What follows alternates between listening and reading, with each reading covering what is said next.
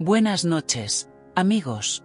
En algún momento llega un instante en el que el silencio se convierte en el acto más poderoso que podemos realizar.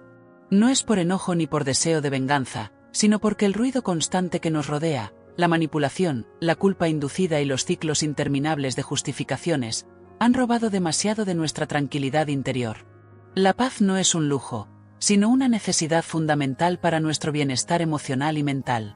A menudo pensamos que estar disponibles para todos, explicarnos una y otra vez, y mantener siempre la postura de la persona madura y comprensiva es la forma correcta de actuar. Sin embargo, la verdadera fortaleza reside en hacer una pausa consciente y en establecer límites claros que nos protejan. Crecemos creyendo que la fuerza es sinónimo de volumen, que debe responder en cada discusión, defenderse a toda costa y demostrar siempre que tiene razón.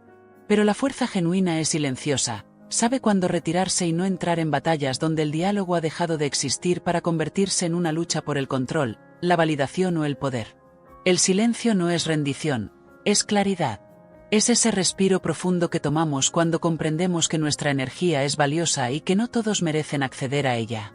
Es elegir no participar en dramas tóxicos ni en manipulaciones emocionales que nos desgastan y nos hacen dudar de nuestro propio valor. Permanecer callado no significa rendirse, sino recuperar el control y declarar que nuestra paz interior es más importante que demostrar quién tiene la razón o ser escuchados por personas que solo desean malinterpretarnos. Existe una gran diferencia entre guardar silencio por miedo y hacerlo por sabiduría. Cuando hemos hecho el esfuerzo emocional, hemos intentado comunicarnos con honestidad y respeto, y aún así recibimos rechazo, indiferencia o falta de respeto, el silencio se vuelve el acto más fuerte de amor propio que podemos manifestar. El silencio dice: conozco mi valor y no necesito justificarlo más. He terminado de probar mi valía a quienes solo se benefician de mi confusión. Además, expresa: confío en mí lo suficiente como para alejarme sin causar destrucción a mi paso. Y en ese silencio ocurre algo maravilloso. Comenzamos a escuchar nuevamente nuestra propia voz, nuestra intuición, y empezamos a sanar en espacios antes dominados por el ruido. Por eso, el silencio no es signo de debilidad. Es la voz firme y serena de alguien que finalmente reconoce su propio valor y se niega a discutir por él una vez más. Cortar contacto con alguien es elegir la paz sobre el caos. Reconozcámoslo, cortar la comunicación no es algo sencillo. Puede parecer frío, definitivo, incluso una traición, sobre todo si se trata de alguien a quien amamos, en quien confiamos o con quien compartimos historia. Sin embargo, en ocasiones optar por la tranquilidad implica tomar decisiones dolorosas y necesarias.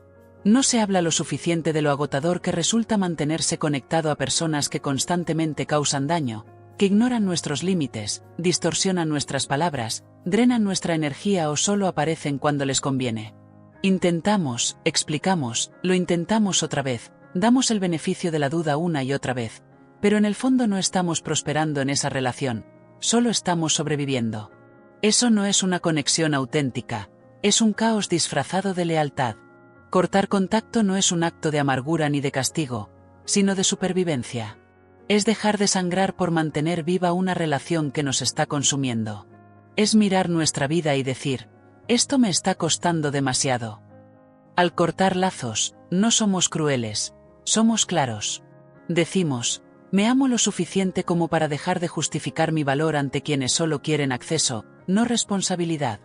No voy a confundir más ser necesario con ser valorado. Elijo la paz, aunque sea en silencio, aunque sea solitaria, aunque implique dejar ir a alguien a quien nunca pensé perder.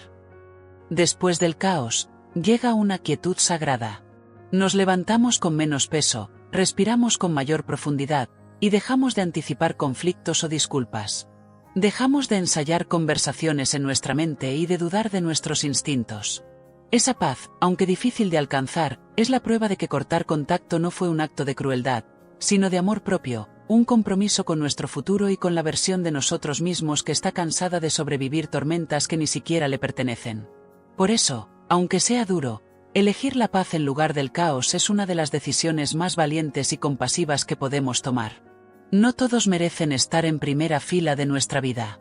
Algunas personas deben ser amadas desde la distancia, y otras, simplemente, no. Hablemos ahora de los límites. No esos que se imponen con ruido o dramatismo, sino los silenciosos y constantes, esos que dicen: así protejo mi tranquilidad. En algún momento, estableceremos un límite que alguien no aceptará y tratará de hacernos sentir culpables. Dirán que somos egoístas, que hemos cambiado, que exageramos. Pero la verdad es que poner un límite no es una traición, es una declaración de respeto propio. No debemos nada a nadie en cuanto a explicaciones profundas sobre por qué hemos decidido marcar esa línea. No necesitamos defendernos, justificar o minimizar nuestros límites solo porque incomoden a otros. Su incomodidad no es nuestra responsabilidad, nuestra sanación sí lo es.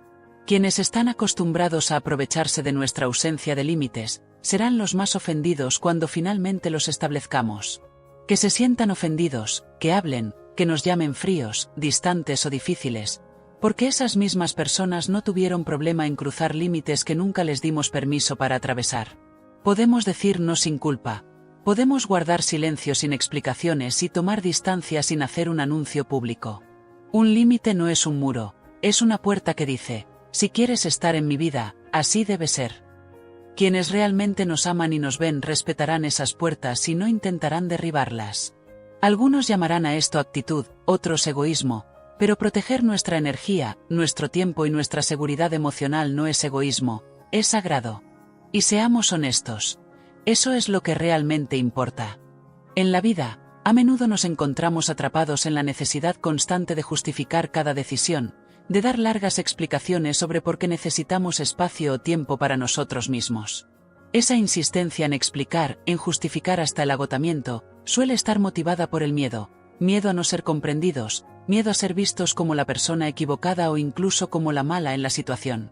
Sin embargo, si alguien necesita una extensa justificación solo para respetar un no tuyo, es porque realmente no está respetando tus límites desde el principio. Tú tienes el derecho de decidir qué es aceptable en tu vida. Puedes cambiar de opinión, evolucionar y transformarte sin pedir permiso a nadie. No le debes a nadie una explicación sobre cómo eliges cuidar tu bienestar emocional y mental. Puedes expresar tus límites de manera suave o con firmeza, pero siempre hazlo para ti. Decir este es mi límite no es una petición de aprobación, es una afirmación de una realidad. Y ahí reside el verdadero poder, la auténtica libertad y la paz que tanto buscamos. Es fácil sentir cercanía con los demás cuando siempre eres tú quien toma la iniciativa, quien se comunica primero, quien revisa cómo están, quien aparece y está disponible en esos pequeños detalles invisibles que mantienen vivas las relaciones. Pero, ¿qué ocurre cuando decides detenerte? ¿Qué sucede cuando dejas de ser el pegamento que une, el puente que conecta, el organizador de planes, el que arregla problemas o quien siempre brinda apoyo emocional? En ese momento, la distancia se convierte en una maestra que no engaña, que desnuda la realidad y quita la ilusión del esfuerzo mutuo. Cuando tu energía ya no sostiene todo, cuando dejas de perseguir a las personas, aprendes quiénes caminan hacia ti y quiénes solo se movieron cuando tú lo hiciste primero. Algunas personas no notarán tu silencio hasta que les cause una molestia. Otras ni siquiera se acercarán, no porque estén ocupadas, sino porque nunca valoraron realmente tu presencia, simplemente la dieron por sentada. Y luego están aquellos que sí te encontrarán en el espacio que has creado, que sentirán ese vacío, que harán el esfuerzo de acercarse, no por culpa, sino por genuino interés y cuidado. Así es como aprendes realmente. No por quien aplaude tus victorias, ni por quien sonríe en tus fotos, sino por quien aparece cuando no hay nada que ganar, solo la oportunidad de mantenerte cerca. La distancia revela quién estaba contigo por conveniencia y quién por verdadera conexión. Aunque esto puede doler y hacerte lamentar relaciones que creías firmes, también aporta claridad. Te muestra dónde dejar de invertir tus energías, donde tu ausencia es tan ignorada como tu presencia, y esa es una soledad que no mereces. Mereces reciprocidad. Mereces personas que respondan a tu esfuerzo, que te extrañen de verdad, que se comprometan y no solo reciban sin dar nada a cambio. No tienes que rogar por ese tipo de relaciones ni actuar para conseguirlas. Solo debes tomar distancia y observar qué sucede. Cuida tu espacio, protege tu energía y deja que la distancia haga su trabajo silencioso de revelar verdades. Porque cuando dejes de ser quien siempre extiende la mano, quienes realmente valoran tu presencia serán los que regresen hacia ti. Los demás solo sostenían una imagen parcial, una versión de ti que les servía, no al verdadero y completo ser que estás construyendo. No fuiste hecho para reducirte, para encoger tu ser solo para mantenerte conectado. Permite que la distancia despeje el ambiente, pero que permanezca lo auténtico. La sanación verdadera no siempre ocurre con grandes gestos dramáticos o momentos de ruptura espectaculares. Sucede en los espacios silenciosos, en las pausas entre el ruido, en la calma después del caos, en ese silencio que antes temías y que ahora aprendes a valorar. La sanación no grita ni exige atención. No ocurre bajo presión ni con público presente. Sucede lentamente, con delicadeza, cuando finalmente te permites enfrentar el dolor, la confusión y el duelo que antes evitabas. La sanación llega en las mañanas cuando despiertas y notas que no lloraste para dormirte por primera vez en semanas. Llega cuando dices no sin culpa y sí sin temor.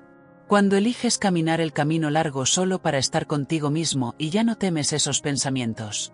El silencio no es vacío, es un espacio sagrado donde comienzas a escuchar tu propia voz. No la del crítico interno ni la de quienes te lastimaron, ni la versión de ti que sentías que debías mostrar. Es tu voz auténtica, la que sabe lo que necesitas y mereces. La sanación no siempre es hermosa al principio, puede ser monótona y solitaria, sin reconocimiento externo. No habrá aplausos por el trabajo interno, ni nadie que vea la energía que costó no responder mensajes, alejarse o llorar en lugar de anestesiar el dolor. Pero ten claro que esos momentos callados e invisibles son donde comienza la transformación real. Allí es donde dejas de buscar soluciones temporales para construir una paz duradera. Es donde empiezas a dejar de preguntarte por qué te hicieron daño y comienzas a cuestionar por qué permitiste que eso sucediera. Aprendes que tu valor no depende de quién se quedó o se fue, sino de cómo eliges cuidarte con ternura ahora. No todos comprenderán esta etapa silenciosa de tu sanación porque serás menos accesible, menos reactivo y no estarás disponible para dramas, explicaciones o energías que te hacen retroceder. Eso puede desconcertar a muchos, pero recuerda que no estás sanando para ellos, sino para ti. Así que protege ese silencio, aliméntalo y déjalo sostenerte, porque en esa quietud tu alma comienza a recomponerse. Y llegará el día en que, sin darte cuenta, volverás al mundo entero, no más ruidoso, sino más fuerte y sabio. Nos enseñan a resistir, a soportar, a arreglar y a luchar por personas, relaciones y compromisos, incluso cuando nos lastiman y quedarnos empieza a costarnos demasiado. Nos dicen que soltar es rendirse, que es cruel, que significa que no amamos lo suficiente o que no luchamos con intensidad. Pero la verdad es que dejar ir no es un acto de debilidad, es un acto de valentía. Se requiere mucha más fortaleza para alejarse de aquello que no nos hace bien que para permanecer aferrados a ello.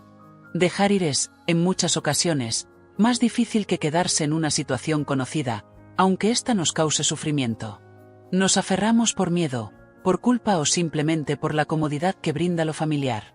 Sin embargo, soltar significa que finalmente hemos dejado de idealizar lo que pudo ser y hemos comenzado a aceptar la realidad tal cual es. Es reconocer que ya no cargamos con el peso de las expectativas, sino que enfrentamos la verdad, por más dolorosa que sea. Aceptar esa verdad implica comprender que el amor no siempre es suficiente, que un pasado compartido no garantiza un futuro juntos, y que en ocasiones, las personas que deseamos a nuestro lado simplemente no están destinadas a quedarse. Soltar no quiere decir que no importó, sino que importó tanto que entendimos que no podíamos seguir sangrando por algo que se negaba a sanar. No se trata de resentimiento, sino de establecer límites saludables, de decir con firmeza merezco paz, merezco reciprocidad, merezco un amor que no me haga cuestionar mi valor. Por supuesto, soltar puede sentirse como una pérdida profunda. Podemos lamentar los recuerdos, la conexión, ese futuro soñado que nunca llegó a ser. Quizás revivamos momentos felices y dudemos si tomamos la decisión correcta, pero poco a poco el duelo deja espacio para el alivio, y la ausencia para la claridad. Entonces, comprendemos que elegirnos a nosotros mismos no fue un acto cruel, sino necesario. Quedarse solo para evitar el malestar no es lealtad, sino abandono propio. Dejar ir es apostar por el crecimiento en lugar de la estasis.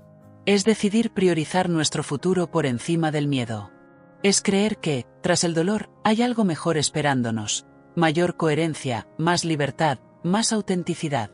Y a veces, lo más amoroso que podemos hacer, tanto por nosotros como por los demás, es alejarnos sin rencores ni culpas, con una decisión tranquila y firme de dejar de perdernos a nosotros mismos en nombre de salvar algo que nunca fue nuestro para conservar. Si te encuentras al borde de un adiós, no permitas que la vergüenza te detenga. No eres insensible por elegir la paz. No eres cruel por crear distancia. No eres débil por necesitar más. Soltar puede parecer un final, pero en realidad es un nuevo comienzo. El comienzo de regresar a ti mismo, de respirar sin cargas, de vivir una vida que respete tu corazón, tus límites y tu valor. No se trata de aislarse ni vivir en la amargura. Es una declaración de que tu paz no es negociable, que tu energía es valiosa y que tienes derecho a proteger ambas, incluso si eso implica alejarte de personas que creíste imprescindibles. Habrá momentos en los que el silencio se sienta extraño, la distancia solitaria y dejar ir parezca un fracaso. Pero justamente en esas circunstancias nace la fortaleza. Porque cada vez que eliges cuidarte, reescribes tu historia, rompes patrones y declaras, ya no estoy disponible para lo que me lastima. Eso no es crueldad. Eso es sanación, valentía y evolución. Sé silencioso cuando el silencio sea tu salvación. Rompe el contacto cuando mantenerlo te cueste demasiado. Mantente firme en tus límites sin sentir culpa. Observa quién permanece cuando dejas de extender la mano. Sana en la tranquilidad, aunque nadie aplauda tu esfuerzo. Y cuando llegue el momento de soltar, hazlo con dignidad, pero hazlo por completo. No le debes a nadie tu dolor para calmar su comodidad. No le debes a nadie tu presencia si eso significa sacrificar tu paz. Te debes a ti mismo todo aquello que durante años entregaste con demasiada facilidad. Esto no es el fin del amor, sino el inicio de un amor más profundo y verdadero, uno que incluye respeto, cuidado y aceptación, comenzando contigo mismo. En el camino del autoconocimiento y el crecimiento personal, uno de los retos más grandes que enfrentamos es aprender a establecer límites claros y saludables.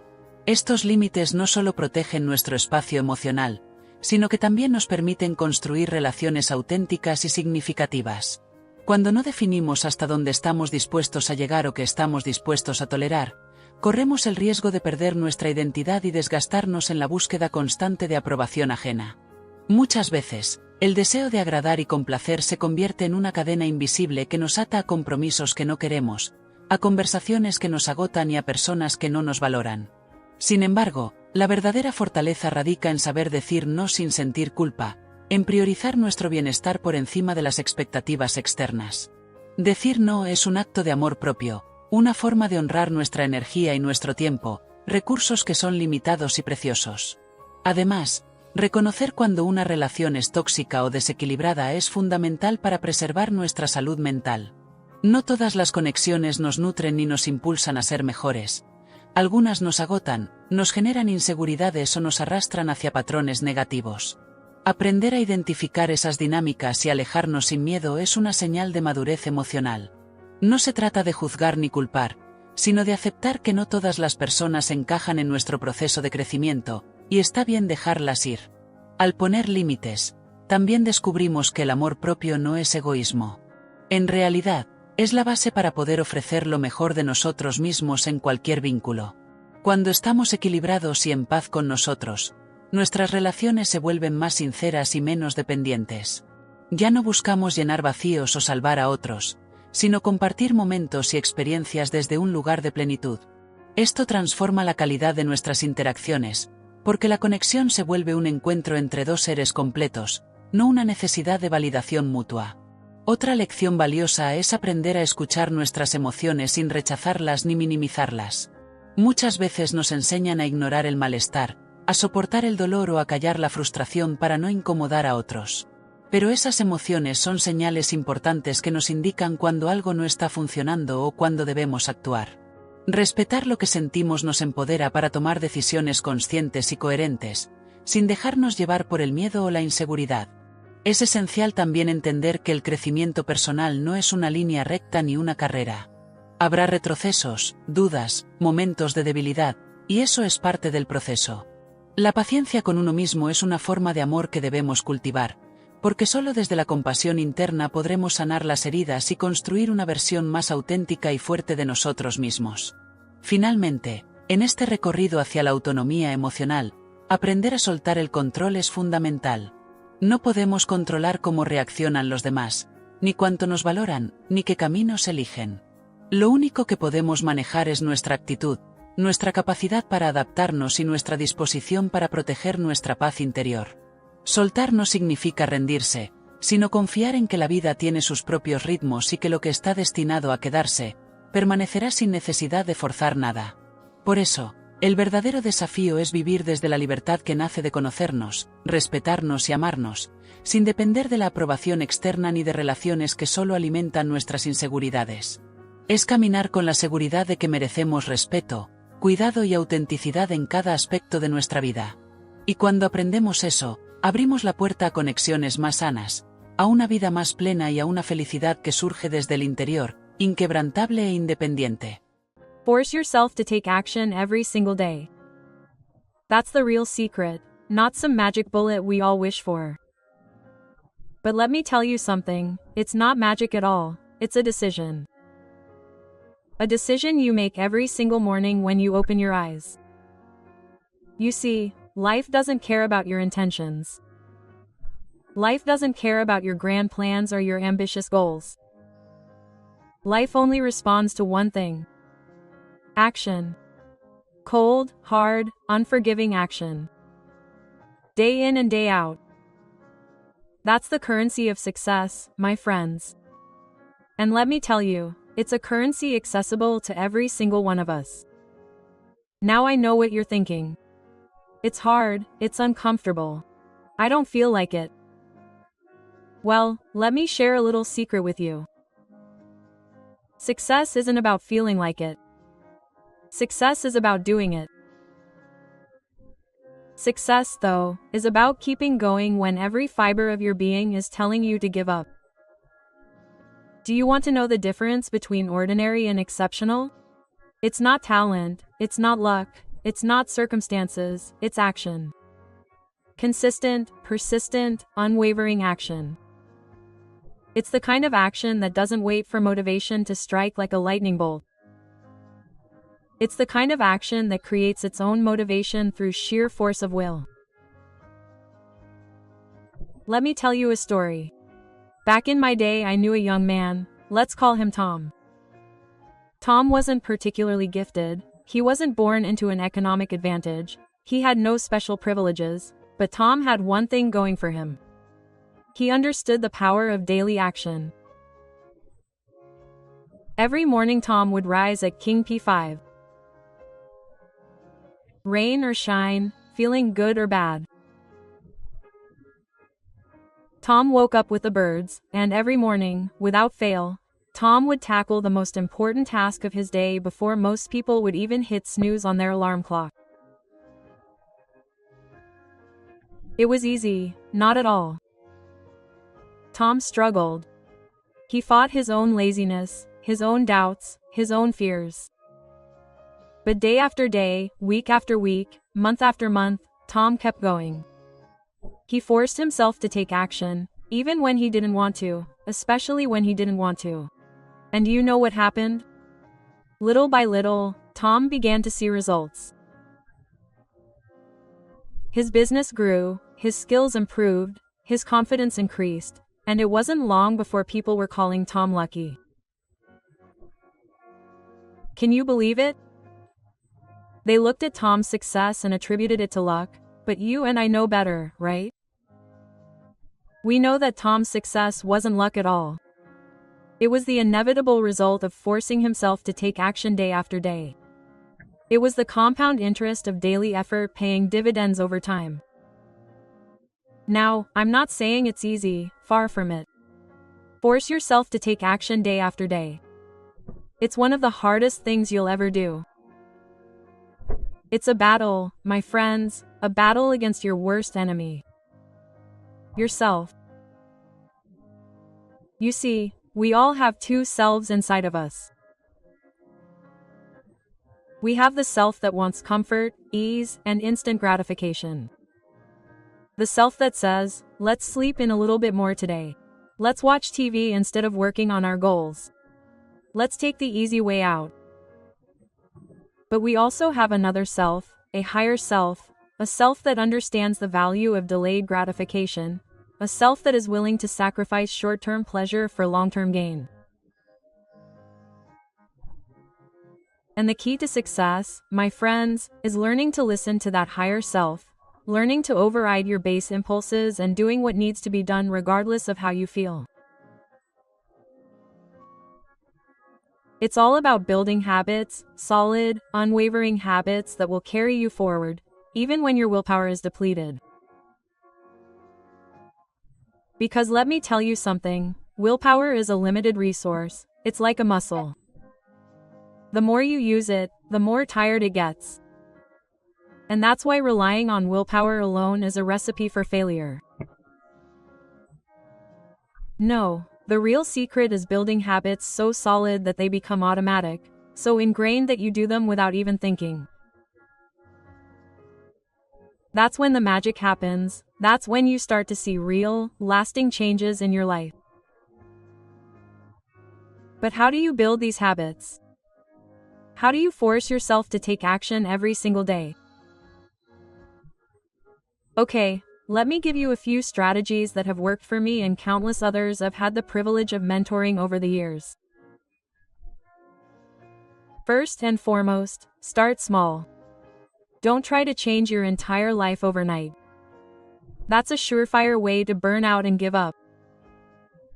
Instead, pick one small action, one minimal habit that you can commit to doing every single day, no matter what. Maybe it's reading 10 pages of a book, maybe it's making a sales call, maybe it's writing 100 words, whatever it may be. Make it so simple that it seems almost ridiculous, so small that you have no excuse not to do it. And then, my friends, do it every single day, no exceptions, no excuses. Rain or shine, whether you're feeling good or bad, you do that one small thing. At first, it will seem insignificant. It might even feel strange doing such a small task, but stick with it because here's the beauty of small actions. They build momentum, they create a snowball effect that over time becomes unstoppable. Think about it. If you read 10 pages a day, that's 3 million instances or 50 pages in a year, which is the equivalent of reading about 12 books. Imagine how much knowledge you would gain, how much growth you would gain from just that one small daily action, or if you made one extra sales call a day. That's 365 additional opportunities to grow your business over the course of a year. How many of those calls could turn into sales? How much could your income increase? You see, success isn't about taking giant leaps. It's about taking small steps consistently over an extended period of time. It's about forcing yourself to take action day after day, even when you don't feel like it. Especially when you don't feel like it. Now I know what some of you are thinking. What if I skip a day and what if I fail? Well, let me tell you something. Perfection is the enemy of progress. You're going to have bad days, you're going to fail. That's not failure, that's being human. The key is to let those setbacks completely derail you. If you miss a day, so what? Don't beat yourself up about it. Don't use it as an excuse to give up altogether. Just get back on track the next day. Remember, it's not about being perfect. It's about being consistent over the long term. Another powerful strategy for forcing yourself to take action is to change your environment.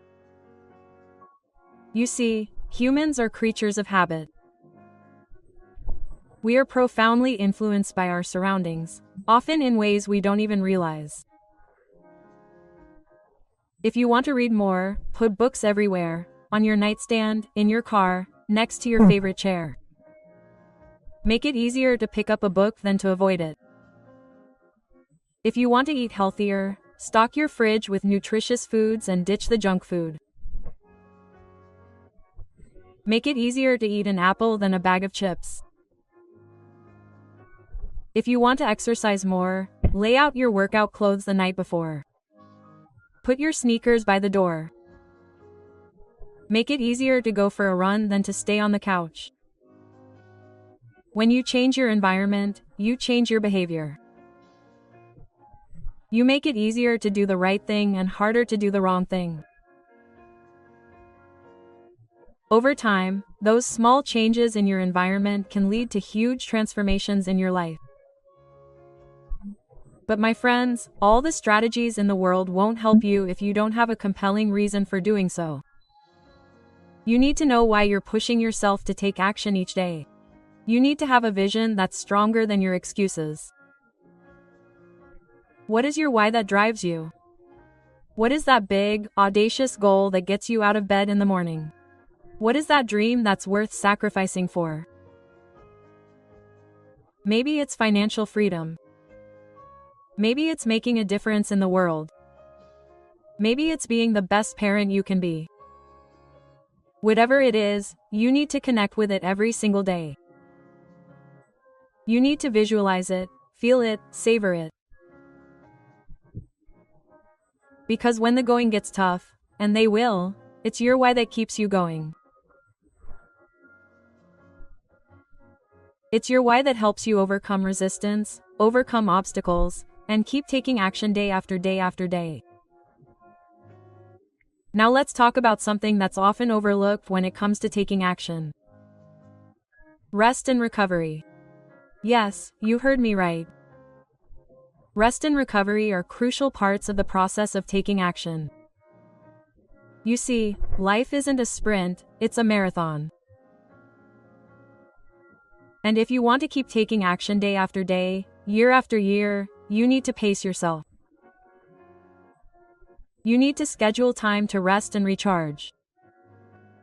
This doesn't mean being lazy, far from it.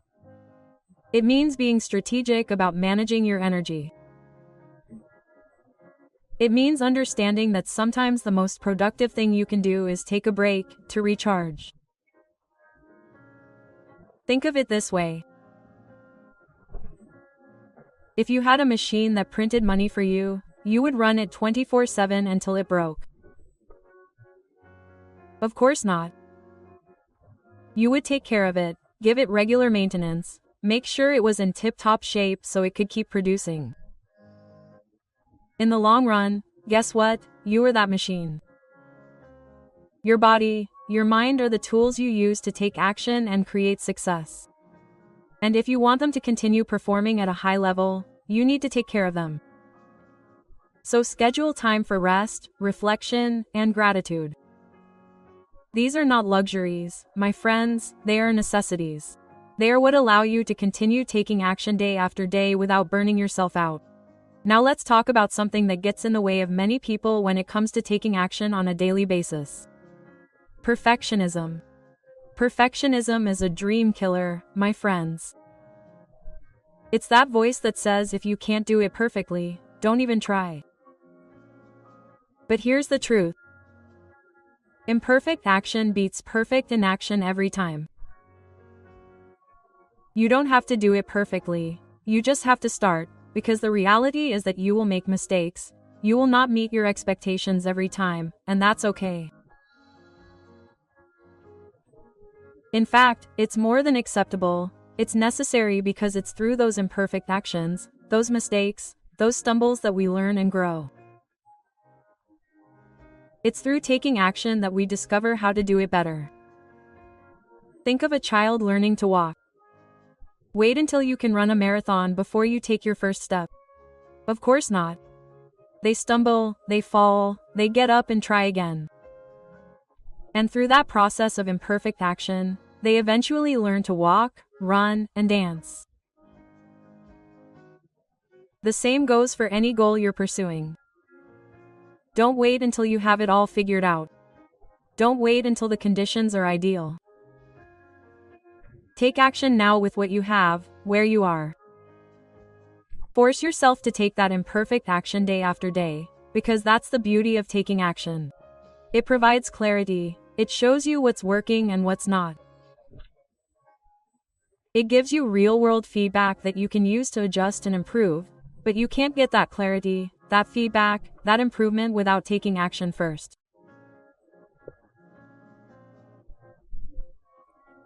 So embrace imperfection, embrace the learning process, embrace the fact that your first attempts might be clumsy, they might fail, because those imperfect actions are the stepping stones to mastery. Now let's tackle another common obstacle to taking action on a daily basis. Fear. Fear of failure, fear of success, fear of the unknown, fear of what others might think. These fears can paralyze us, keep us stuck in inaction. But here's the interesting thing about fear. It's often a beacon. It often points to exactly the direction we need to move in for our growth. So instead of running from fear, instead of letting it stop you from taking action, learn to use it as fuel. Let it be a sign that you're on the right path, a challenge to show yourself what you're capable of. Remember, courage is not the absence of fear. Courage is feeling the fear and taking action anyway. It's forcing yourself to move forward day after day, even when every instinct tells you to back down. And the beautiful thing about courage is that it's like a muscle. The more you exercise it, the stronger it gets. Every time you face a fear, every time you act in spite of feeling afraid, you grow a little stronger, a little braver. So embrace your fear, use it. Let it be the wind at your back that propels you forward instead of the wall that holds you back. Now let's talk about something absolutely essential when it comes to forcing yourself to take action day in and day out. Accountability. You see, it's easy to break promises to yourself, it's easy to let yourself off the leash, but it's a lot harder to let others down. That's why having accountability partners, mentors, or coaches can be so powerful. When you know that someone else is watching, when you know that you're going to have to report your progress or lack thereof to someone else, it creates an extra layer of motivation. And you don't just need someone who believes in you, you also need someone who isn't afraid to give you a push when you need it. Someone who will celebrate your wins with you, but also call you out when you're making excuses. And if you can't find the king of the business, find someone like that in your immediate circle, go out and find them. Join a support group. Hire a coach. Surround yourself with people who are on the same journey, who understand the importance of taking daily action, because here's the truth. We become the people we surround ourselves with. If you surround yourself with people who make excuses, who avoid taking action, who settle for mediocrity, guess what? You'll probably become the same. But if you surround yourself with people who take action, who seek opportunities, who are committed to growth and success, their energy will rub off on you, their commitment will inspire you, their success will inspire you. Surround yourself with people who motivate you. Choose your circles wisely, because the people you surround yourself with will either raise or lower your standards. Now let's address something that often gets in the way of consistent action, the desire for immediate results. We live in an age of instant gratification. We want everything now, and if we don't see results right away, we get discouraged and give up. But success doesn't work that way. Real, lasting success is the result of consistency over time. It's the compound interest of daily effort.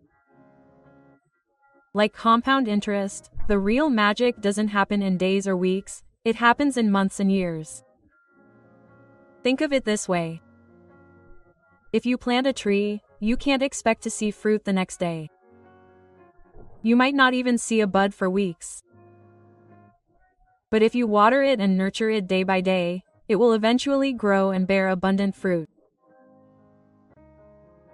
The same goes for your goals, dreams, and ambitions. The actions you take today might not show results tomorrow. But if you persist, if you force yourself to keep moving forward day after day, week after week, month after month, you'll be amazed at how far you can go. Remember, every master was once a beginner. Every success story began with a single step, and every great achievement is the result of small actions accumulated over time. So don't be discouraged if you don't see immediate results. Don't give up if things don't change overnight. Keep taking action, keep moving forward, and trust the process because it's in the doing, in the daily grind, that miracles happen. Now I want to talk about something that is often overlooked when taking action: celebration. Yes, that's right, celebration.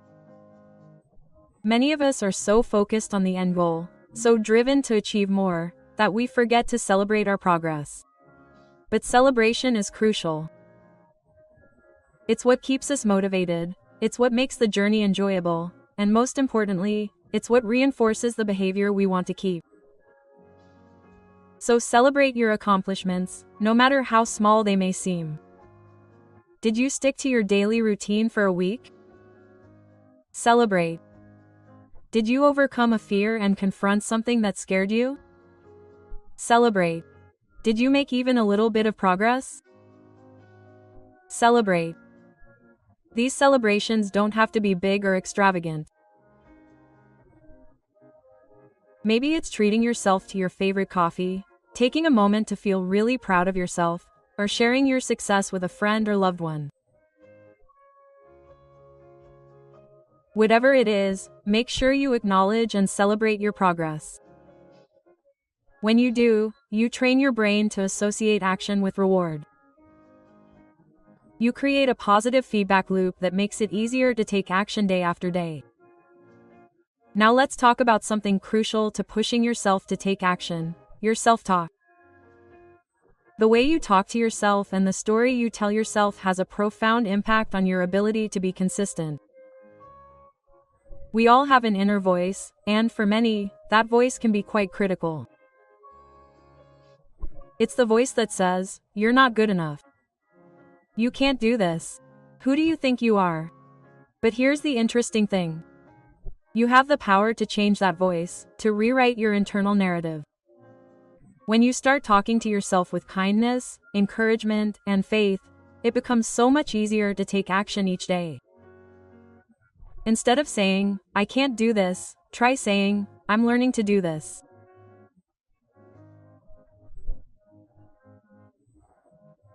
Instead of, "This is too hard," try, "This is challenging, but I'm getting stronger."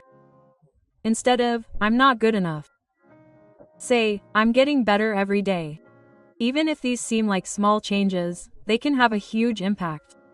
Change your words and you'll change your mindset. Change your mindset and you'll change your actions. So pay attention to your self-talk because it's a conversation you'll have with yourself for the rest of your life. Make it a good conversation. Finally, let's address another obstacle to consistent action: comparison. In today's world, it's so easy to fall into the trap of comparing ourselves to others. We look at people's highlights and feel like we're falling behind. But the truth is, the only person you need to compare yourself to is who you were yesterday. Are you taking more action today than you were yesterday? Are you growing, learning, improving? That's what matters, because success isn't about being better than someone else. It's about being better than you used to be, about pushing yourself to take action day by day and becoming the best version of yourself. Remember, everyone's journey is different. Everyone's timeline is different. You're not behind, you're not ahead, you are exactly where you need to be. Your job is to simply keep moving forward, to keep taking action regardless of what others are doing. Now I want to talk about something crucial when it comes to taking consistent action: systems. You see, goals are important, they give us direction, something to aim for, but systems are what get us there. A goal is your desired outcome. A system is the process that leads to that outcome. And if you want to force yourself to take action day after day, you need to focus on creating effective systems. For example, let's say your goal is to write a book. That's great, but it's not enough. You need a system. Maybe your system is to write 500 words every single day, no matter what. Maybe it's to dedicate an hour to writing every morning before you do anything else. The beautiful thing about focusing on systems is that they remove emotion. You don't have to feel inspired to follow your system. You don't have to feel motivated. You just do it day after day, regardless of how you feel. And here's the amazing thing. When you focus on the system, on the process, the goals often take care of themselves. One day you realize you've written that book, you've lost that weight, you've built that business just by following your system day after day. So by all means, have goals, dream big, but don't stop there. Create systems that support those goals. Create processes that compel you to take action every single day. Now let's talk about something that's often overlooked when it comes to taking action. Patience. In our fast-paced world, we've lost the art of patience. We want everything now, and if we don't see immediate results, we get discouraged and give up.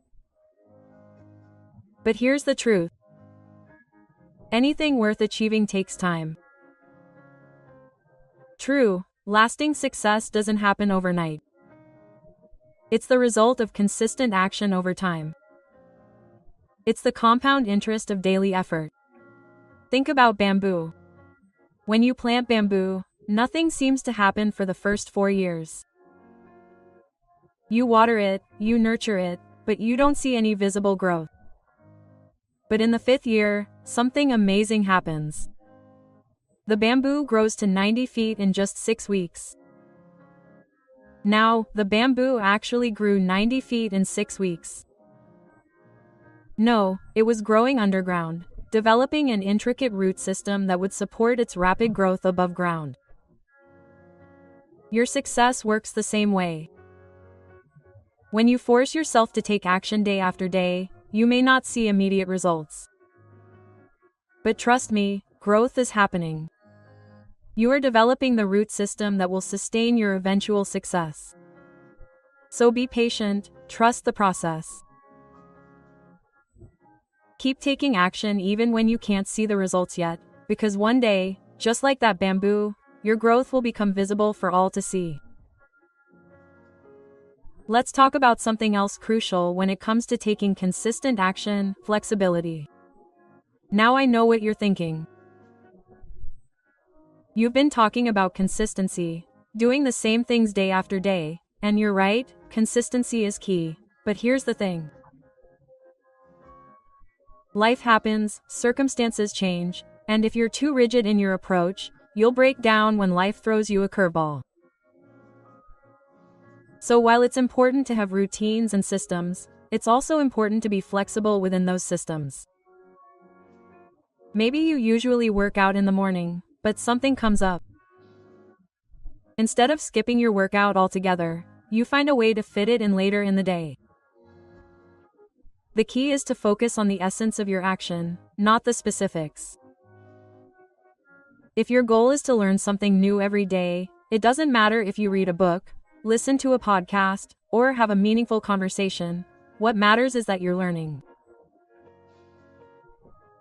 This flexibility allows you to maintain your momentum, to keep taking action, even when life doesn't follow plan. And trust me, life rarely follows plan. Now I want to address something that often stops people from taking consistent action. The fear of success. Yes, you heard me right. Many people are afraid of success. It may sound strange, but think about it. Success means change. It means stepping into the unknown. It means potentially outgrowing relationships, leaving the familiar behind, taking on new responsibilities. And for many people, that's scary. So they sabotage themselves, stop taking action, and find excuses to stay where they are, even if it's not where they aspire to be. But here's the thing. Growth is uncomfortable, change is challenging. But you know what's even more uncomfortable? Getting stuck, staying still, looking back on your life with regrets or thinking, what if you had instead embraced the discomfort of growth? Embrace the challenges that come with success, because on the other side of that discomfort is everything you've ever wanted.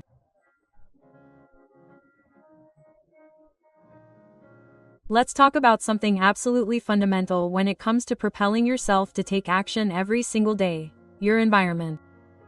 And I don't just mean your physical environment, although that matters too. I mean your mental, emotional, and social environment. You see, we are all influenced by our environment, often in ways we don't even realize. The people we spend time with, the information we absorb, the spaces we frequent, all of these things shape our thoughts, our beliefs, and ultimately our actions.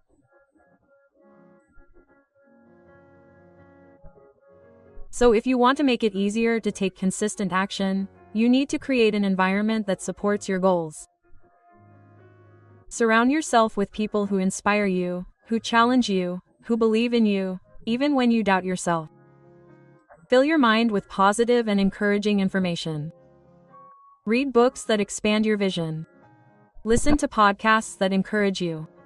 Watch videos that teach you new skills. Create a physical space that encourages action. If you want to write, have a dedicated space for it. If you want to work out, keep your equipment visible and accessible. Remember, your environment doesn't just reflect you, it shapes you. So shape it intentionally. Now let's talk about something that often gets in the way of consistent action: the idea of motivation. How many times have you heard someone say, "I'm just not motivated"? How many times have you said it yourself? But here's the reality. Motivation is a myth, or at least the idea that you need to feel motivated to take action is false. Successful people, the ones who consistently push themselves to take action every single day, don't wait for motivation. They take action and motivation will happen. Think about this. Have you ever not felt like going to the gym, but you went anyway, and halfway through your workout you started feeling great, energized, motivated? That's because action precedes motivation, not the other way around. The act of doing creates desire, so stop waiting to feel motivated. Stop waiting for inspiration. Take action first, and I promise you, motivation will follow. Let's talk about something that often gets overlooked when it comes to taking consistent action: rest and recovery.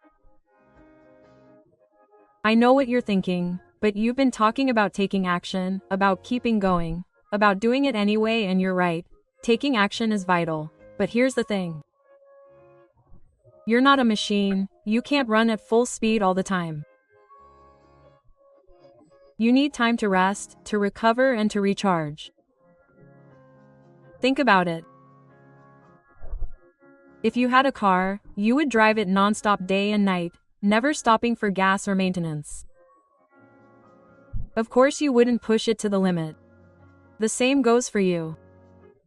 Taking time to rest isn't laziness, it's not weakness, it's a smart strategy.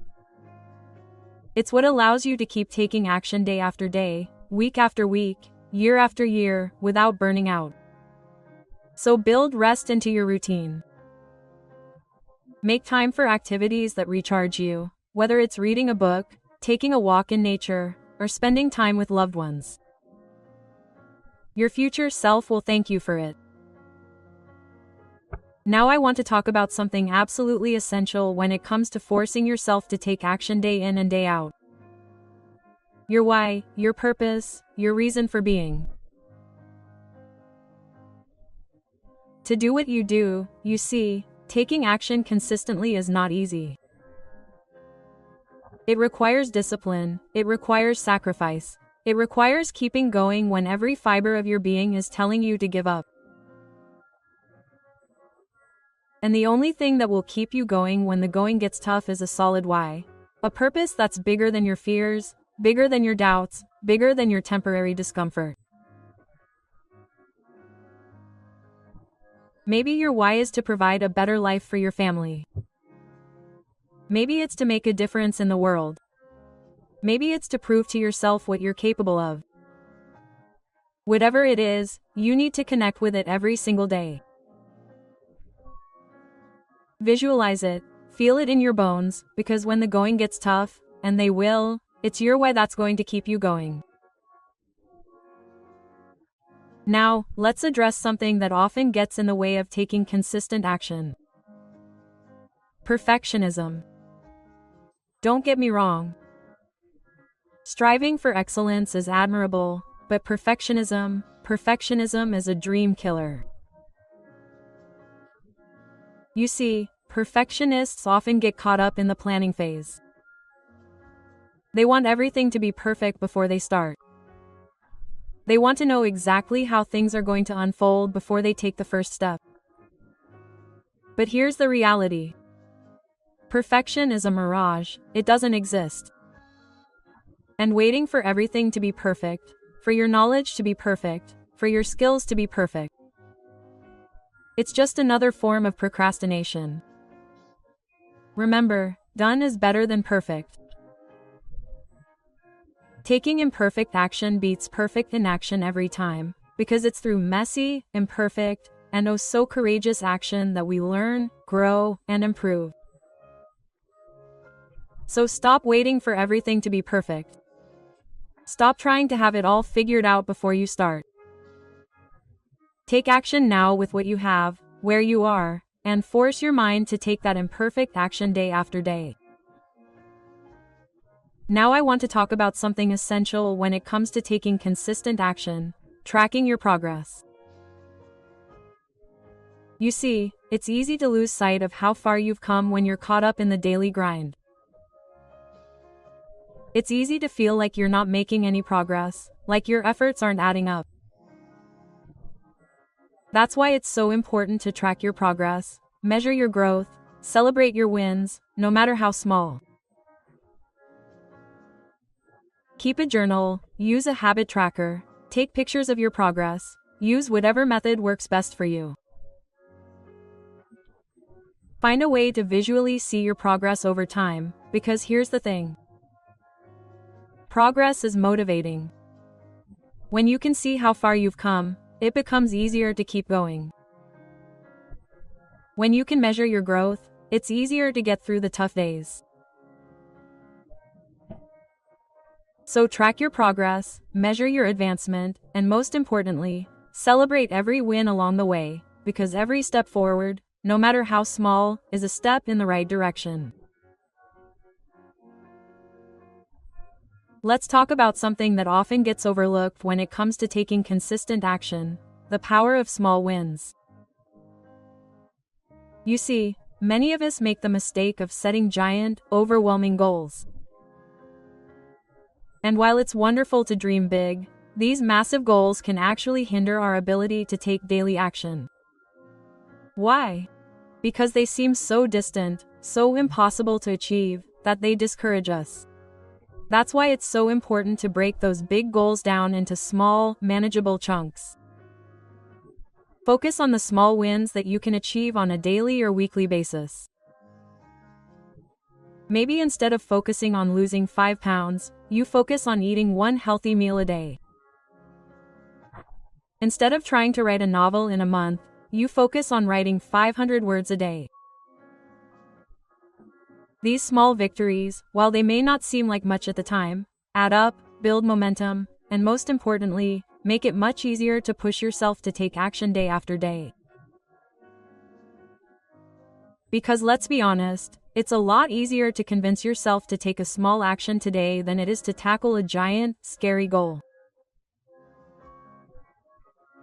So focus on those small victories, celebrate them, and watch them grow into big results over time. Now I want to address something that commonly gets in the way of taking consistent action. The fear of failure. Many of us feel paralyzed by this fear. We're afraid of making mistakes, of looking foolish, of not measuring up. But here's the truth. Failure is not the opposite of success, it's part of success. It's how we learn, how we grow, how we figure out what works and what doesn't. Think of a baby learning to walk. Can you imagine them giving up after falling down just once? Of course not. They get up, try again, fall down again, and keep going until they succeed. We need to approach our goals with the same attitude. We should view failure not as something to avoid at all costs, but as valuable feedback, as a necessary step on the path to success. So don't let the fear of failure hold you back. Embrace it, learn from it, and use it as fuel to keep taking action day after day. Remember, the only real failure is not trying. Everything else is just learning. When it comes to forcing yourself to take action day after day, your habits play a crucial role. You see, we are creatures of habit. We tend to do what we've always done unless we make a conscious effort to change. And this is both a blessing and a curse. It's a curse if your current habits aren't helping you, but it's a blessing because it means that if you can change your habits, you can transform your life.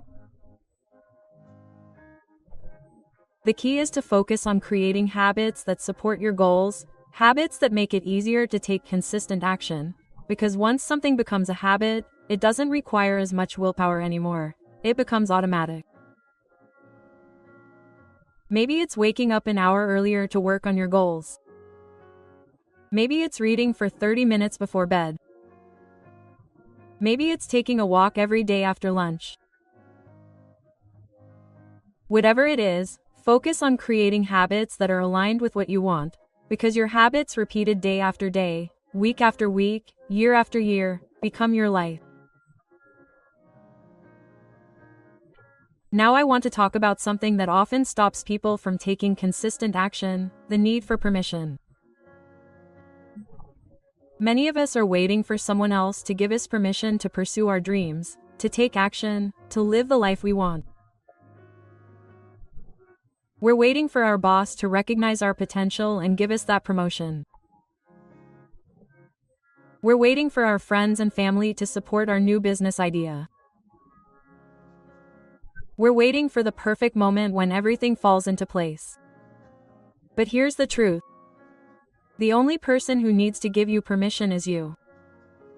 You don't need anyone else's approval to take action toward your goals. You don't need to wait for the perfect moment, because the perfect moment is now. You have the power to decide, you have the power to act, you have the power to force yourself to take action day in and day out, no matter what anyone else thinks or says. So stop waiting for permission. Stop waiting for someone else to believe in you. Believe in yourself. Give yourself permission to go after what you want and then act boldly and purposefully towards your dreams.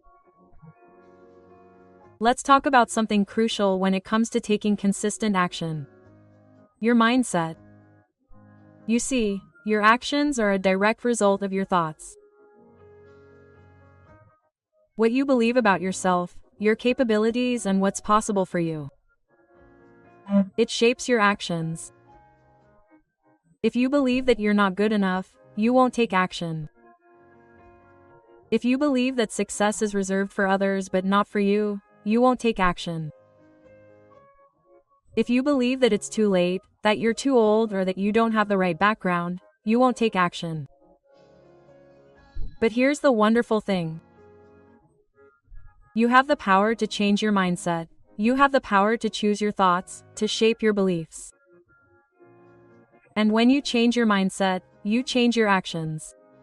And when you change your actions, you transform your life. So choose to believe in yourself, choose to trust in your potential, choose to believe that you are capable of extraordinary things, and then force your mind to act on those beliefs day after day. Remember, your life is driven by your most powerful thoughts. So think big, believe big, and most importantly, act big. In conclusion, friends, forcing yourself to take action day after day is not easy. It is a struggle, a battle against your own doubts, your own fears, your own inertia. But it is a battle worth fighting because on the other side of that struggle lies everything you have ever desired. Success is not about being perfect. It is not about taking giant leaps. It is about taking small, consistent actions day after day, week after week, year after year. It is about forcing yourself to do what needs to be done, especially when you don't feel like it. So start today, start now. Don't wait for the perfect moment, the perfect plan, the ideal circumstances. Take action now with whatever you have, wherever you are, because a year from now you'll wish you had started today. Remember, the difference between who you were and who you want to be is what you do. So do something, take action, push your boundaries day by day, and watch your dreams become your reality. The power is in your hands. The time is now. Go out and make it happen. Cuando era más joven, solía pensar que las palabras tenían un poder absoluto, lanzándolas con fuerza como si fueran armas invencibles que siempre me garantizarían la victoria en cualquier disputa.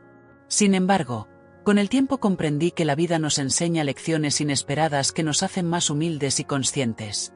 Llegó un momento en el que descubrí que el silencio, ese silencio consciente y calculado, puede ser la respuesta más contundente y efectiva en muchas situaciones. Porque, en ocasiones, lo más sabio que podemos hacer es no decir nada. Vivimos en una sociedad que frecuentemente asocia el silencio con debilidad, pasividad o falta de argumentos. Desde pequeños nos instruyen a expresarnos, a defendernos y a no permitir que nadie nos menosprecie. Sin duda, usar la voz con determinación es una muestra de fortaleza, pero la verdadera inteligencia radica en discernir cuándo hablar y cuándo callar. El silencio no representa la ausencia de poder. Es, en realidad, una manifestación de autocontrol y dominio propio. Es la habilidad de mantenerse firme y sereno en medio del caos, sin dejarse arrastrar por provocaciones o confrontaciones impulsivas. Entender que nuestra energía es limitada y valiosa implica reconocer que no todas las batallas merecen ser libradas. Piensa en esas ocasiones en las que alguien espera que respondas con enojo, que te defiendas o que justifiques tus acciones. Ahí es donde el silencio se convierte en una herramienta poderosa, en un escudo que refleja respeto por uno mismo. No se trata de no tener nada que decir, sino de saber que decirlo no cambiará el resultado ni aportará nada positivo. La sabiduría está en comprender que algunas luchas no requieren nuestra intervención. Es saber que nuestra atención y energía se deben invertir en aquello que realmente alimenta nuestro bienestar y crecimiento interior, no en peleas que solo desgastan y generan resentimiento. Es madurez reconocer que, a veces, las personas solo ven lo que quieren ver y que la mejor forma de demostrarles que están equivocados es permitiendo que nos vean avanzar, dejando que la vida se encargue de equilibrar las situaciones de maneras que ninguna palabra podría lograr. Por eso, cuando alguien intenta arrastrarte a una disputa inútil, recuerda que el silencio no es señal de derrota, sino una forma de alejarte de conflictos que no valen tu tiempo ni tu energía. Existe una sabiduría profunda en saber cuándo mantenerse firme y cuándo retirarse. A menudo creemos que debemos corregir cada malentendido, responder a cada ofensa y luchar para ser entendidos, pero la realidad es que no todas las batallas son nuestras. Algunas son distracciones creadas para alejarnos de nuestro propósito. Otras son trampas diseñadas para agotar nuestras fuerzas y mantenernos atrapados en ciclos de frustración y enojo. Y muchas veces, aunque insistamos, no lograremos ganar ciertas peleas porque no se tratan de nosotros, sino de las inseguridades, heridas y proyecciones de los demás. Imagina que vas caminando por la calle y alguien que no conoces te lanza un insulto. Tienes dos opciones: detenerte y gastar tu energía en una confrontación inútil o continuar tu camino con la tranquilidad de saber que esas palabras no te definen ni afectan tu valor. Este mismo principio aplica para conflictos más grandes en la vida. Cada vez que te detienes a pelear una batalla innecesaria, retrasas tu propio progreso y sacrificas momentos valiosos que podrías dedicar a crecer o a disfrutar. No se trata de rendirse ni de dejar que los demás ganen, sino de aceptar que no todas las peleas pueden ganarse, y que el silencio es, en muchas ocasiones, la respuesta más fuerte. Alejarse puede ser el acto de mayor poder cuando confiamos en que el tiempo, la justicia y la verdad harán su trabajo. Antes de involucrarte, pregúntate si vale la pena comprometer tu paz por esa disputa, si ganar esa discusión cambiará realmente algo, o si solo estás actuando por orgullo o por la necesidad de tener la razón. Cuando aprendes a dejar atrás las batallas que no aportan a tu desarrollo, te queda más energía para las que realmente importan, las que están alineadas con tus valores y tus metas, las que construyen en lugar de destruir. No todas las peleas son tuyas, por eso es fundamental elegir con sabiduría. Escoge la tranquilidad, el avance y el desapego cuando sea necesario. Al final, las personas más fuertes no son las que libran más batallas, sino las que saben cuándo retirarse con dignidad. Piensa en tu energía como si fuera dinero en una cuenta bancaria. Cada pensamiento, cada conversación y cada emoción es un gasto. ¿Estás invirtiendo ese recurso valioso con sabiduría? Muchas veces nos agotamos en preocupaciones, discusiones y resentimientos que no aportan nada. Gastamos energía en quienes no nos valoran, en conflictos que no se resolverán, y en tratar de convencer a quienes ya tienen una opinión fija sobre nosotros. El resultado es un cansancio profundo que nos deja sin fuerzas, alejándonos de nuestras metas y atrapados en patrones negativos. Tu energía es tu recurso más preciado, y no puedes permitirte desperdiciarla en lo que no te nutre ni te aporta paz. Debes ser intencional sobre dónde y con quién la compartes. Piensa en lo que realmente te impulsa: tus sueños, tu bienestar, tu felicidad y tu serenidad. Estas son las cosas que merecen tu tiempo y tu esfuerzo, porque son las que se multiplican cuando las alimentas. Concentrar tu energía en lo que verdaderamente importa transforma la fatiga en satisfacción. Pero para lograrlo es necesario tener disciplina, aprender a decir no al drama, alejarse de ambientes tóxicos y proteger la mente de la negatividad que solo desgasta y distrae. Es fundamental entender que no todo lo que capta tu atención merece realmente que le dediques tiempo o energía. No todas las situaciones demandan una respuesta inmediata, ni todas las personas merecen que te dirijas a ellas. Tampoco eres responsable de resolver cada problema que aparece en tu camino. Por eso, cuando sientas que tu energía se está desviando hacia algo que no aporta a tu bienestar, detente un momento y reflexiona: ¿realmente vale la pena invertir mis esfuerzos en esto? ¿Esto tendrá relevancia dentro de varios meses o años? ¿Me está acercando a la vida que deseo construir? Si la respuesta es negativa, aprende a soltarlo. Protege tu energía con la misma dedicación con la que protegerías un bien muy preciado, porque una vez que se gasta, es imposible recuperarla. Utilízala con sabiduría. Invierte tu tiempo y fuerza en aquello que fomente tu desarrollo y que ilumine tu camino. La calidad de tu vida está estrechamente ligada a los lugares y personas en los que decides enfocar tu energía. A veces, nos enfrentamos al dolor que provoca la injusticia, cuando alguien nos traiciona, nos hiere o nos falta al respeto. En esos momentos, es natural querer responder, exigir justicia y asegurarnos de que quien nos dañó reciba su merecido. Es parte de la naturaleza humana buscar el equilibrio y la reparación. Pero aquí radica una verdad difícil de aceptar: no todas las injusticias requieren tu intervención directa. Muchas veces, hay fuerzas mayores en juego, movimientos invisibles y precisos que se encargan de restaurar el orden natural de las cosas. Esa fuerza es el karma. El karma percibe lo que tú no alcanzas a ver: las mentiras que se dijeron a tus espaldas, las manipulaciones, el egoísmo oculto y los motivos disfrazados. Aunque en este momento parezca que las personas que actúan mal salen impunes, debes recordar que nadie escapa realmente a las consecuencias energéticas de sus actos. Algunos pueden fingir bondad, inocencia o arrepentimiento, pero la energía que emiten es imposible de ocultar y, tarde o temprano, regresará a ellos de formas inesperadas. El karma no es una forma de castigo, sino un mecanismo de equilibrio, un orden natural que corrige aquello que está fuera de lugar cuando nosotros no podemos hacerlo. Por eso, quienes actúan con mala intención suelen enfrentar su caída en momentos insospechados, mientras que aquellos que mantienen la integridad, incluso en circunstancias difíciles, terminan encontrando su camino hacia algo mejor. No necesitas buscar venganza ni perseguir a quienes te hicieron daño, porque la vida tiene una manera sutil y justa de devolver a cada uno lo que merece. Lo más importante es liberarte de la necesidad de controlar cada resultado y soltar el deseo de que todos aprendan su lección en el momento que tú consideras justo. La justicia llegará, quizás cuando menos lo esperes, y de formas que no siempre podrás ver. Mientras el karma se encarga de equilibrar esas energías, enfócate en ti mismo. Dedica tiempo a sanar, a crecer y a avanzar hacia tus objetivos.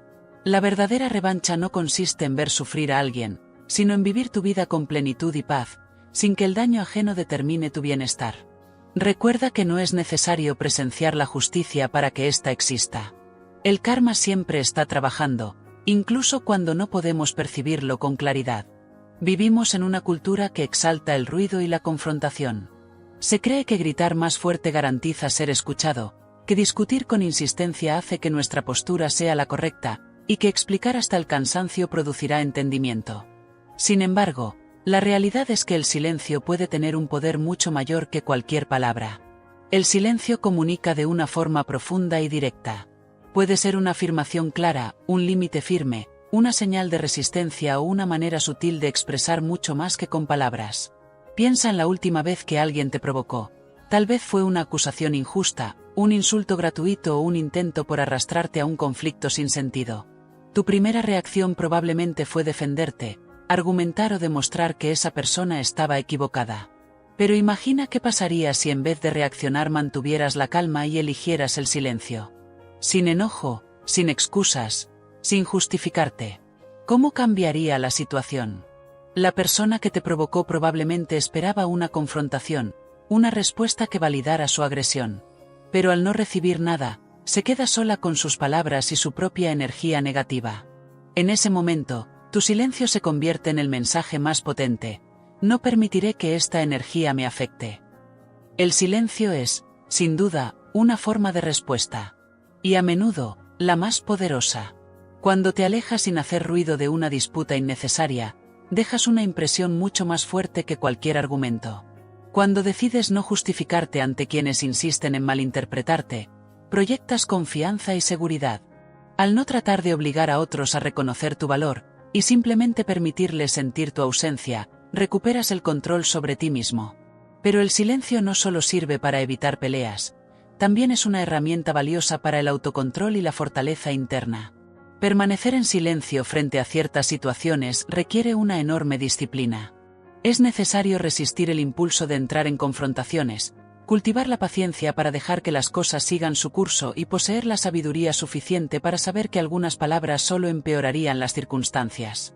Se necesita una gran fortaleza para reconocer que no todo merece una respuesta y que, en muchas ocasiones, lo mejor para tu paz mental es guardar silencio. El silencio invita a la reflexión. Al dejar de hablar, empiezas a escuchar no solo a los demás, sino también a ti mismo. Obtienes claridad y comienzas a ver la realidad tal cual es, sin las distorsiones emocionales que suelen nublar el juicio en momentos de tensión. Este espacio que te das permite responder con conciencia en lugar de reaccionar impulsivamente. Además, el silencio genera curiosidad en quienes te rodean, quienes empiezan a preguntarse qué estás pensando y a cuestionar sus propias palabras y actos. En definitiva, aprender a valorar el poder del silencio es aprender a proteger tu energía, a mantener tu equilibrio emocional y a comunicar con sabiduría lo que realmente importa. Porque no siempre es necesario hablar para hacerse escuchar. Aprender a controlar nuestras reacciones es una de las habilidades más valiosas que podemos desarrollar en la vida. A menudo, la verdadera dificultad no reside en la confrontación directa, sino en la capacidad de mantener la calma y la serenidad frente a situaciones que podrían provocarnos. El silencio, en muchos casos, es mucho más elocuente que cualquier palabra impulsiva.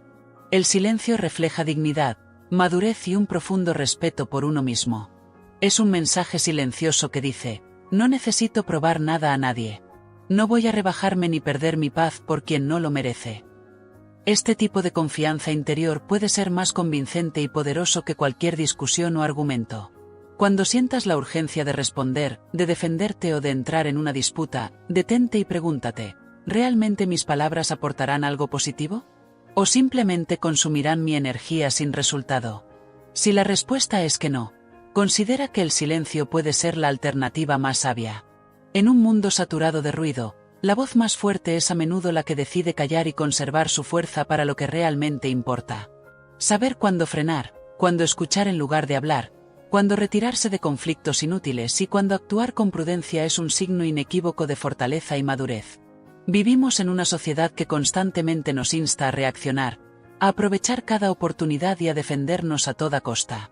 Sin embargo, la verdadera sabiduría está en la moderación, en elegir conscientemente qué merece nuestra atención y qué no. Esta moderación no significa pasividad ni inacción, sino una acción deliberada y estratégica. Se trata de reservar nuestra energía para lo que realmente suma, para aquello que contribuye a nuestro crecimiento personal, a nuestra paz interior y a nuestros objetivos de vida. Imagina que alguien te calumnia o intenta provocarte sin razón. La reacción natural podría ser contraatacar, explicar tu verdad o demostrar que están equivocados. Pero la realidad es que quienes insisten en malinterpretarte rara vez cambiarán de opinión solo porque les des razones. La moderación consiste en reconocer que tu energía es valiosa y elegir no gastarla en peleas inútiles. En vez de discutir, das un paso atrás y permites que el tiempo y las acciones hablen por sí mismos. Optas por responder con calma, o incluso por no responder, porque entiendes que no todas las batallas merecen tu participación. Este autocontrol requiere una fortaleza mucho mayor que la reacción impulsiva. Perder la calma es sencillo, pero contenerse, mantener la compostura y decidir conscientemente dónde invertir tu energía es un signo de verdadero desarrollo personal. Cuando dices «esto no merece mi energía», estás reclamando tu poder y evitando que las acciones ajenas te dominen. La moderación también genera claridad mental, nos ayuda a detenernos y pensar antes de actuar, a evaluar las situaciones con objetividad y a tomar decisiones más acertadas. Muchas equivocaciones surgen por precipitarse, hablar sin pensar o actuar desde la impulsividad. Practicar la moderación nos otorga el espacio necesario para tomar mejores decisiones, elegir con sabiduría y comprender más profundamente las circunstancias que enfrentamos. Además, esta actitud protege nuestra energía y nos permite enfocarnos en lo que realmente importa, evitando que nos desgastemos en conflictos que no nos pertenecen. Cada vez que eliges alejarte de la negatividad, fortaleces tu estabilidad emocional y das un paso hacia una versión más fuerte y consciente de ti mismo. El crecimiento personal no solo se trata de lo que haces, sino también de lo que decides dejar de hacer. Es dominar tus emociones, controlar tus impulsos y liberarte de la necesidad constante de validación externa. La verdadera fuerza nace de la disciplina interna y no de la confrontación. Quienes dominan la moderación no sienten la necesidad de demostrar su valor a los demás ni de buscar venganza. Confían en que todo se resolverá como debe ser y enfocan su energía en lo que realmente merece su atención. El verdadero avance se alcanza cuando aprendes a hacer una pausa, a respirar, a dar un paso atrás y a elegir conscientemente tu respuesta, en lugar de dejar que las circunstancias o las personas dicten tu reacción. La moderación no es sinónimo de silencio pasivo o inacción, sino de una elección intencionada sobre dónde invertir tu fuerza y tu tiempo. Por eso, antes de reaccionar, pregúntate, ¿esto me acerca a la persona que quiero ser? Si la respuesta es negativa, suelta, respira y permite que la situación siga su curso sin tu intervención. En un mundo que nos empuja a ser ruidosos, insistentes y reactivos, se requiere un gran coraje y sabiduría para reconocer que el silencio y la moderación son formas de poder. Saber cuándo mantenerse en calma, cuándo retirarse y cuándo confiar en que la justicia se manifestará de forma natural es un acto de autodominio al que no todos llegan. No todas las batallas son tuyas, ni todos los conflictos merecen tu energía, ni todo error debe ser corregido por ti. El verdadero crecimiento muchas veces está en saber contenerse, en valorar tu energía como un recurso invaluable, y en entender que la paz interior no tiene precio. A veces, la acción más poderosa es no actuar. La vida se encarga de equilibrar las cosas, incluso cuando no podemos verlo de inmediato. Y mientras eso sucede, la mejor inversión que puedes hacer es en ti mismo, en tu paz, en tu propósito y en tu desarrollo personal. El silencio, la moderación y la capacidad de soltar no son signos de debilidad, sino expresiones profundas de fortaleza y sabiduría. Por eso, aprende a elegir tus batallas con cuidado y a confiar en que aquello que está destinado para ti llegará en el momento adecuado. Así, vivirás con mayor equilibrio, claridad y una fortaleza interior que nada podrá quebrantar. El arte de la paciencia y la capacidad para aceptar que no todo está bajo nuestro control son fundamentos esenciales para alcanzar un bienestar emocional duradero. En la sociedad actual, donde la inmediatez parece ser la regla y la impaciencia se vuelve una constante, aprender a esperar con calma y a aceptar el ritmo natural de las cosas es una muestra de verdadera sabiduría. No siempre podemos acelerar los procesos, ni forzar que las circunstancias cambien a nuestro favor, por más que deseemos hacerlo. Esta aceptación nos libera de una carga innecesaria y nos permite conservar energía para lo que realmente importa. Cuando comprendemos que no todos los resultados dependen de nosotros, Nos abrimos a la posibilidad de vivir con mayor tranquilidad, sin la presión de tener que controlar cada detalle. Esta actitud no significa resignación, sino una forma madura de entender que hay fuerzas y factores externos que influyen en nuestras vidas, y que forzarlo solo genera estrés y frustración. Aceptar esta realidad nos ayuda a cultivar una paciencia activa, que no es pasividad, sino un estado de espera consciente y respetuosa del tiempo necesario para que las cosas se desplieguen. El control excesivo, muchas veces, es un reflejo de miedo o inseguridad. Tememos que sin nuestra intervención las cosas puedan salir mal, o que nuestra felicidad dependa únicamente de ciertos resultados específicos. Esta necesidad de dominarlo todo nos aleja de la serenidad y nos sumerge en un ciclo agotador de ansiedad y preocupación constante. Soltar el control no es fácil, porque implica confiar en la vida, en el proceso y en nuestra propia capacidad para adaptarnos a lo que venga.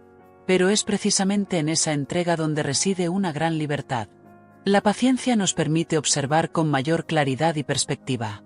Cuando nos detenemos a esperar, a mirar sin la urgencia de actuar, adquirimos una visión más amplia y profunda de las situaciones. Esta pausa nos otorga la oportunidad de descubrir detalles que antes pasaban desapercibidos, de entender motivaciones y causas ocultas, y de preparar respuestas más acertadas. En lugar de precipitarnos, aprendemos a responder con calma y sabiduría, lo que reduce conflictos y fortalece nuestras relaciones personales. Además, practicar la paciencia nos conecta con la idea de que el crecimiento personal es un proceso gradual. No ocurre de un día para otro ni por arte de magia, sino que se construye paso a paso, con experiencias, aprendizajes y, a veces, con errores. La impaciencia nos hace querer resultados rápidos y puede llevarnos a abandonar esfuerzos valiosos solo porque no vemos avances inmediatos. En cambio, la paciencia nos sostiene en el camino, nos ayuda a perseverar y nos enseña a valorar cada etapa del desarrollo interior. Otro aspecto relacionado es la importancia de establecer límites saludables. Saber decir no cuando es necesario, proteger nuestro espacio emocional y físico, y reconocer cuando es mejor distanciarnos de situaciones o personas que nos agotan, son prácticas esenciales para preservar nuestra energía y mantener el equilibrio. Estos límites no solo nos protegen, sino que también envían un mensaje claro a los demás sobre cómo queremos ser tratados. La firmeza y el respeto hacia uno mismo fortalecen la autoestima y mejoran la calidad de nuestras interacciones. Al mismo tiempo, es fundamental cultivar la compasión, tanto hacia los demás como hacia nosotros mismos. Entender que cada persona tiene sus propias batallas y limitaciones nos ayuda a ser más pacientes y menos exigentes. La compasión no implica tolerar injusticias o abusos, sino más bien reconocer la humanidad compartida y actuar desde un lugar de comprensión y empatía. Esta actitud reduce la carga emocional de las confrontaciones y nos permite relacionarnos con más armonía y respeto.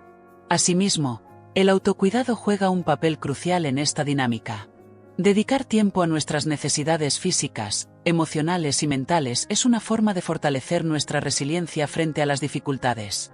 Cuando estamos equilibrados y nutridos, somos menos propensos a reaccionar impulsivamente o a caer en patrones dañinos.